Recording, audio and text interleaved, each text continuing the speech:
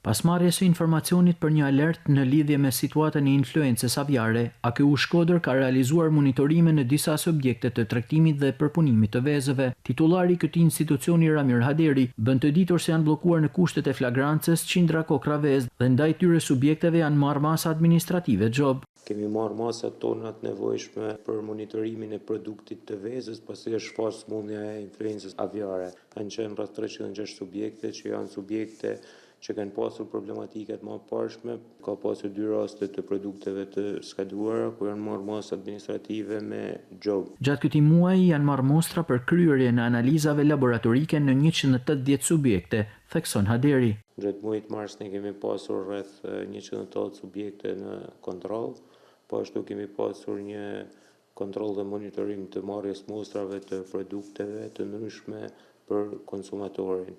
Gjatë këtyre rasteve kemi pasur 17 masa administrative para lajmërim në subjekte dhe 6 masa administrative me xhob për produkte ushqimore me probleme. AKU Shkodër i bën apel subjekteve të respektojnë standardet dhe rregullat e sigurisë ushqimore, teksa njofton se do të intensifikojë kontrollet me afrimin e sezonit veror.